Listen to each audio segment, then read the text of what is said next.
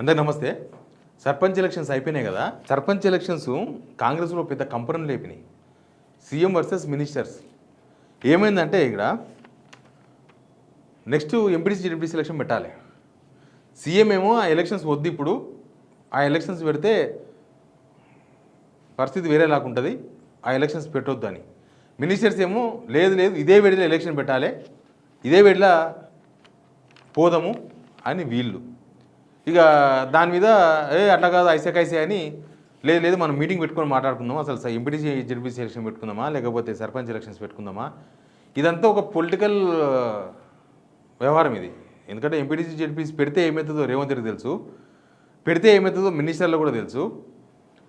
అది పెడితే రేవంత్ రెడ్డి టార్గెట్ అవుతాడు అనేది వీళ్ళ అభిప్రాయం, అది పెడితే నేను రిస్క్లో పడతా అనేది రేవంత్ రెడ్డి అభిప్రాయం.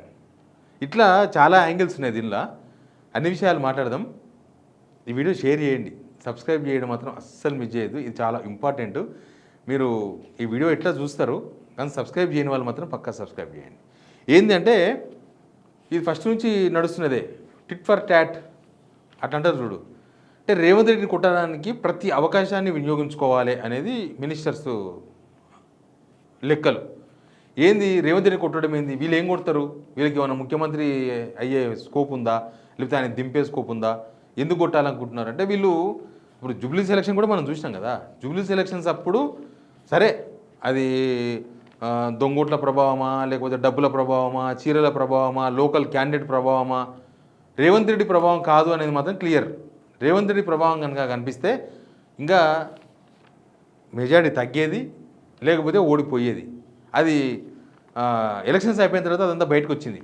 ఎలక్షన్ అయిపోయిన తర్వాత ఈ మినిస్టర్స్ ఓడిపోవాలని కోరుకున్నారని చెప్పి సోషల్ మీడియాలో కొద్దిగా టార్గెట్ చేసినారు రేవంత్ రెడ్డి సోషల్ మీడియాలో.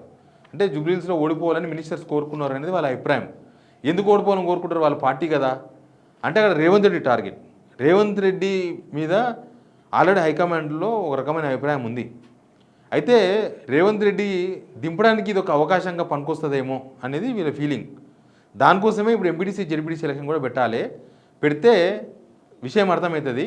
ఇప్పుడు సర్పంచ్ ఎలక్షన్స్లో లెక్కలు మస్తు చెప్పొచ్చు, రేవంత్ రెడ్డి 8,000 చెప్పొచ్చు, 9,000 చెప్పొచ్చు, దానికి లెక్కపత్రం ఏమి ఉండదు. హైకమాండ్కు ఆయన రిపోర్ట్ పంపిస్తాడు, వీళ్ళు రిపోర్ట్ పంపిస్తారు, మీనాక్షి నరసింహ రిపోర్ట్ పంపిస్తుంది. ఇక వాళ్ళు కూడా పార్టీ గుర్తు మీద జరిగే ఎలక్షన్ కాదు కాబట్టి అది పెద్ద సీరియస్నెస్ కనబడదు. కానీ ఎంపీటీసీ జెడ్పీటీసీ జరిగితే 100% పార్టీ గుర్తు మీద జరుగుతుంది. పార్టీ గుర్తు మీదే జరుగుతుంది, వేరే జరగదు. ఆ పార్టీ గుర్తు మీద జరిగితే ఏమవుతుంది, లెక్కలు పక్కాగా తెలుస్తాయి. ఇట్లా రేవంత్ రెడ్డి మొన్న ప్రెస్ మీట్ పెట్టింది చూడు, అంటే కాన్ఫిడెన్స్ లేకుండానే అంత రేవంత్ రెడ్డి ప్రెస్ మీట్ పెట్టిండు అని అంటే చాలా కాన్ఫిడెన్స్గా ఇంకా అదే ఫైనల్ కావాలి. ఆయన చెప్పిండు అంటే ఇంకా అందరూ మూసేసుకోవాలి. ఆయన 8,500 మేము గెలిచినామంటే కథం, ఇంకా జనం కూడా అవును సీఎం చెప్పిన నమ్మాలి. కానీ ఎవరు నమ్మలేదు. కానీ రేపు ఎంపీటీసీ జెడ్పీటీసీ ఎలక్షన్స్లో జెడ్పీ చైర్మన్స్ అవన్నీ ఉంటాయి కదా లెక్కలు, రేవంత్ రెడ్డి ఇట్లా ప్రెస్ మీట్ పెట్టి అడమైన లెక్కలు చెప్పే అవకాశం ఉండదు. 100% పేపర్ల మీద కనిపిస్తుంది. ఎలక్షన్ కమిషన్ రిపోర్ట్ ఇస్తుంది, ఈ పార్టీ ఇన్ని సీట్లు గెలిచింది, ఈ పార్టీ ఇన్ని ఎంపీటీసీలు గెలిచింది, ఈ పార్టీకి ఇంత జెడ్పీ చైర్మన్లు వచ్చారనేది క్లియర్గా కనబడుతుంది. అది హైకమాండ్ దాకా పోతుంది. అది కూడా అప్పుడు ఏమైంది అంటే రేవంత్ రెడ్డి పత్తలా కనిపిస్తాడు. ఎందుకు పత్తలా కనిపిస్తాడు, గెలవడా ఎంపీటీసీ జెడ్పీటీసీ గెలవడా అంటే గెలిచే నమ్మకం ఉంటే ఇప్పటికే పెట్టేవాళ్ళు ఎలక్షన్. ఇంత రాద్ధాంతం, ఇంత గింజులాటలు, వీళ్ళు పెట్టాలనడం ఆయన పెట్టొద్దనడం, ఇంత గీజులాట జరగదు. అది నిజంగానే సర్పంచ్ ఎలక్షన్స్లో 8,400 సీట్లు గెలిచిన రేవంత్ రెడ్డి అన్నాడు కదా.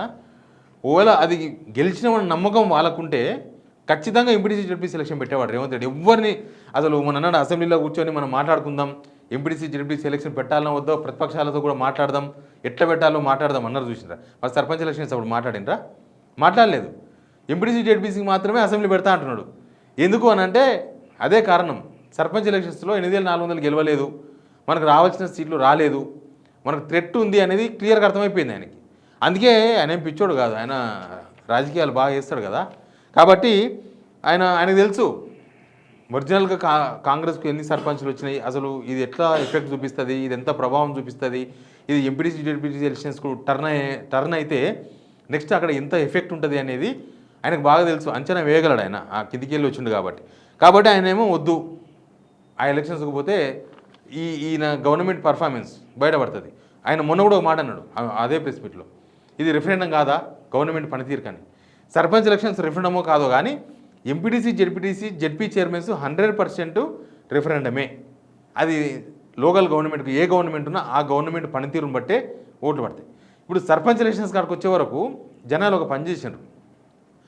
ఏమైందంటే సరే రాష్ట్రంలో కాంగ్రెస్ ఉంది కదా, మన ఊరు సర్పంచ్ కాంగ్రెసే అయితే ఇంకా కొంచెం ఏమన్నా పనులు చేస్తారేమో అన్న ఉద్దేశంతో కూడా కొన్ని ఓట్లు కాంగ్రెస్కి పడ్డాయి.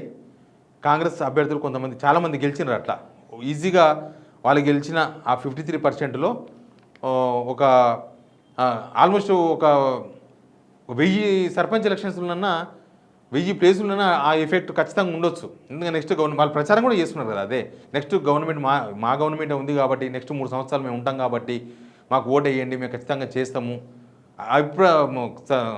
కాంగ్రెస్ అభ్యర్థి మీద మంచి అభిప్రాయం ఉన్నా కాంగ్రెస్ ప్రభుత్వం మీద జనాలలో ఒక అసంతృప్తి అదంతా ఉన్నది కాబట్టి లేదు గవర్నమెంట్ మాదే ఉంటుంది, చేస్తాం, కొద్దిగా అవకాశం ఇవ్వండి, ఖచ్చితంగా చేస్తాం, డబ్బులు తీసుకొస్తాం రేవంత్ రెడ్డితోన, మన మినిస్టర్ మన దగ్గర, ఎమ్మెల్యే దగ్గర అని చెప్పుకున్నారు.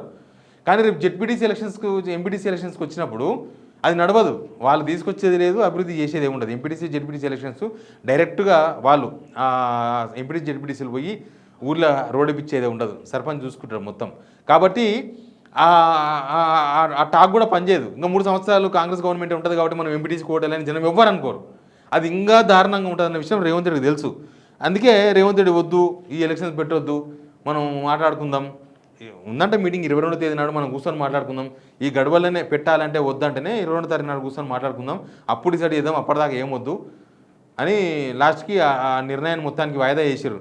కానీ రేవంత్ రెడ్డి మాత్రం సేమ్ సర్పంచ్ ఎలక్షన్స్ ఈ సంవత్సరం 2 సంవత్సరాలు ఎట్లా వాయిదా చేసిర్రో ఈ ఎంపీటీసీ జెడ్పీటీసీ ఎలక్షన్ కూడా చూద్దాం, ఇంకా ముందర చూద్దాం. ఎందుకంటే వీళ్ళు జూబ్లీహిల్సే గెలిస్తే ఆ ఎఫెక్ట్ ఊర్లలో ఉంటుంది, సర్పంచ్ మొత్తం వన్ సైడ్ ఉంటుంది అనుకున్నారు. కానీ అసలు 0% ఉంది, ఈ నష్టమే జరిగింది వాళ్ళకి. రేపు ఎంపీటీసీ జెడ్పీటీసీ పోతే ఈ సర్పంచ్ ఎలక్షన్స్ లాగా కూడా ఉండదు. ఊళ్ళో కాంగ్రెస్ సర్పంచ్ గెలిచినంత మాత్రాన ఎంపీటీసీ జెడ్పీటీసీ కాంగ్రెస్ గెలిచిందని చెప్పడానికి లేదు, ఇంకా ఎక్కువ నష్టం జరుగుతుంది. ఆ నష్టం పార్టీకి ఎంత నష్టదో ప్రభుత్వానికి ఎంత నష్టమో, కానీ రేవంత్ రెడ్డికి చాలా ప్రమాదం అది.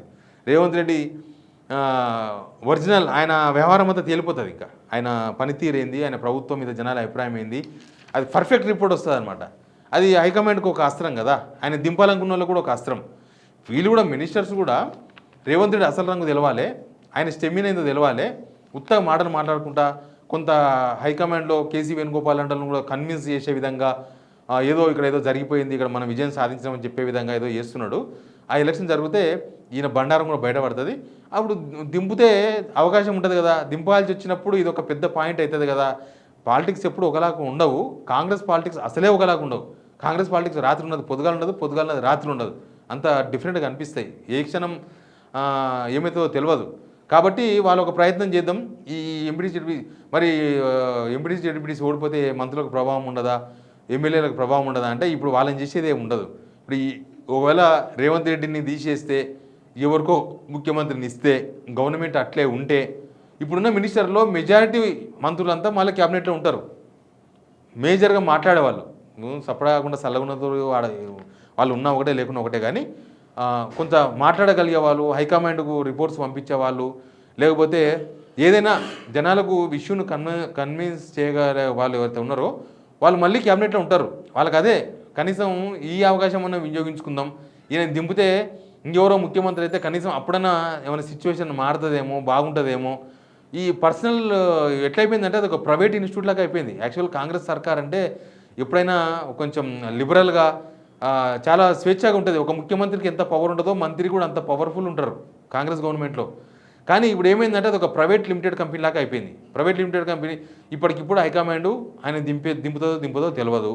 ప్లస్ వీళ్ళు హైకమాండ్కు కంప్లైంట్ చేస్తే అక్కడ నుంచి కొంతమంది ఎవరో ఇన్ఫర్మేషన్ ఇస్తున్నారు రేవంత్ రెడ్డికి, పలానా పున్న ప్రభాకర్ కంప్లైంట్ చేసిండు, లేకపోతే పలానా కొండ సురేఖ కంప్లైంట్ చేసింది, లేకపోతే పలానా ఉత్తమ్ కుమార్ రెడ్డి కంప్లైంట్ చేసిండు, శ్రీధర్ బాబు పంపించిండు, ఇట్లాంటి ఏదో ఒకటి సంథింగ్ అక్కడ నుంచి వీళ్ళకి రిపోర్ట్స్ వస్తున్నాయి. దీనికోసమని ఏం దింపితే కొంచెం మాకు వర్త్ పెరుగుతుంది, ఎవరు ముఖ్యమంత్రి అయినా మాకు కొంచెం బాగుంటుంది అనేది వీళ్ళ లెక్క.